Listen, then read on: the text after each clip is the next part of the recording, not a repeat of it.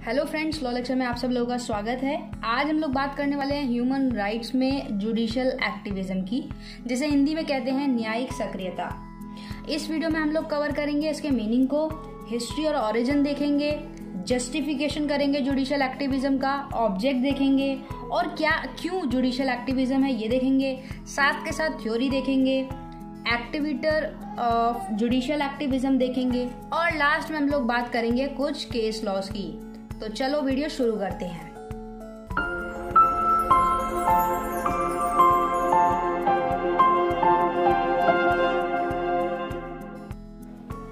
तो बात करते हैं इसके मीनिंग की। जुडिशियल एक्टिविज्म जो है, जुडिशियल एक्टिविज्म रीड कर लेते हैं। Judicial activism denote the proactive role played by the judiciary in the protection of the right of citizen and in the promotion of justice in society. तो judicial activism denote करता है proactive role को। जब judiciary proactive role play करती है, क्यों play करती है? वो इसलिए प्ले करती है जहां पर लेजिस्लेचर या एग्जीक्यूटिव अपना काम नहीं कर पाते, तो वहां पे प्रोएक्टिव रोल प्ले करना जुडिशरी का जुडिशियल एक्टिविज्म कहलाता है। और वो ऐसा इसलिए करती है ताकि सिटीजन्स के राइट को प्रोटेक्ट कर सके, साथ के साथ सोसाइटी में जस्टिस कर सके। इसका एक अच्छा सा एग्जांपल है national anthem in cinema hall. काफी चर्चा में रहा ये वाला टॉपिक कि नेशनल एंथम सिनेमा हॉल में बजना चाहिए या नहीं बजना चाहिए, प्ले होना चाहिए नहीं होना चाहिए।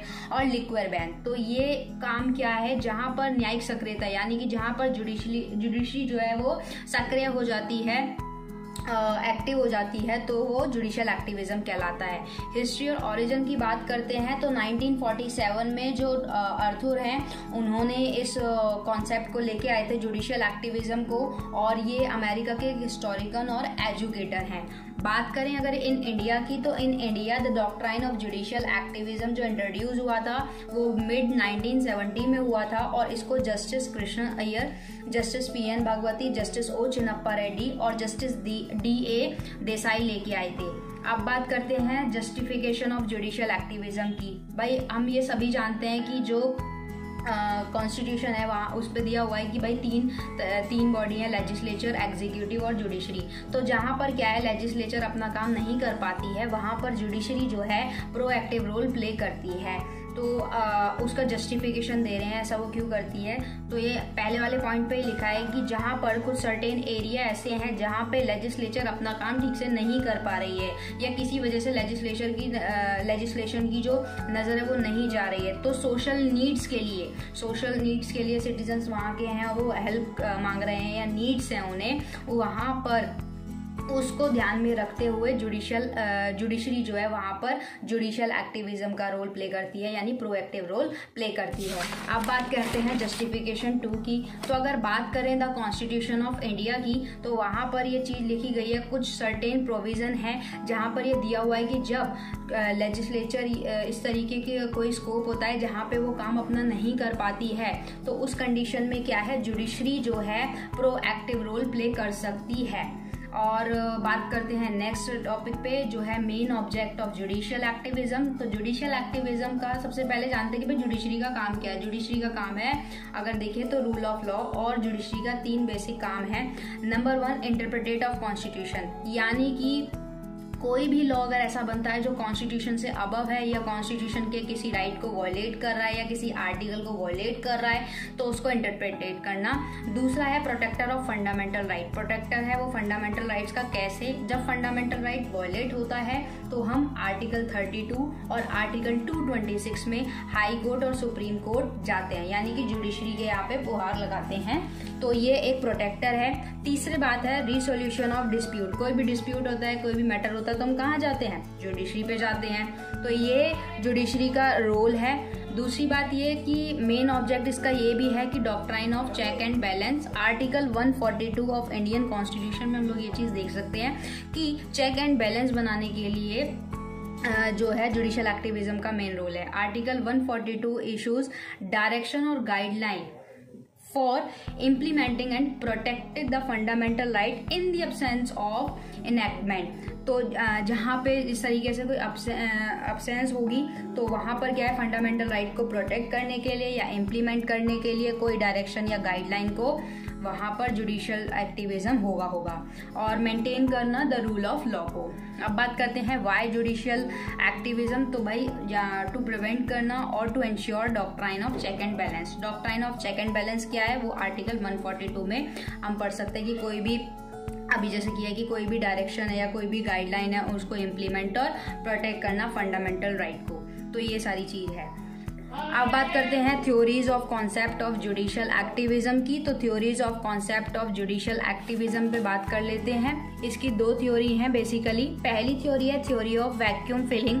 वैक्यूम फिलिंग जैसे कि पढ़ लेते हैं, the vacuum is created by inactivity हो रही है, इनकॉम्पिटेंसी हो रही है, नेग्लिजेंस हो रहा है या करप्शन हो रहा है, ठीक है। तो लेजिस्लेचर और जो एग्जीक्यूटिव है तो वहाँ पे जुडिशरी जो करेगी, जुडिशरी यहाँ पे जुडिशियल एक्टिविज्म करेगी और एक ऑल्टरनेटिव है और एक्सपेंड करेगी इट्स हॉरिजन एंड फिलअप करेगी। तो वहाँ पे एक वैक्यूम वाली जो सिचुएशन बन जाती है तो वहाँ पे वैक्यूम फिलिंग करेगी। वो ऐसा इसलिए होता है जहाँ पर इनकॉम्पिटेंसी हो जाती है या नेग्लिजेंसी और करप्शन जैसी चीज़ें आ जाती हैं। दूसरी बात है theory of social want. Social want like जैसे कि हमने पहले डिस्कस किया कि जहाँ पर कोई ऐसी पूरी इंडिया में एक ऐसा एरिया है जहाँ पर लेजिस्लेचर की नज़र नहीं पड़ रही है, लेजिस्लेचर अपना काम ठीक से नहीं कर पा रही है, तो जो सोशल वांट है उसके अंडर पे क्या होगा, जुडिशियल एक्टिविज्म होगा।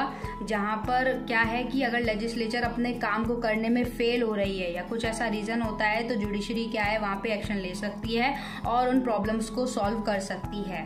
अब बात करते हैं एक्टिवेटर ऑफ जुडिशियल एक्टिविज्म की। तो एक्टिवेटर लाइक जैसे सिविल राइट एक्टिविज्म हो गया, जैसे PIL एंड पब्लिक वेलफेयर हो गया, bonded labour and other labour हो गया। तो वहाँ पे आर्टिकल 21 जैसे कि केस था बंधुआ Mukti Morcha versus union of India 1984 का।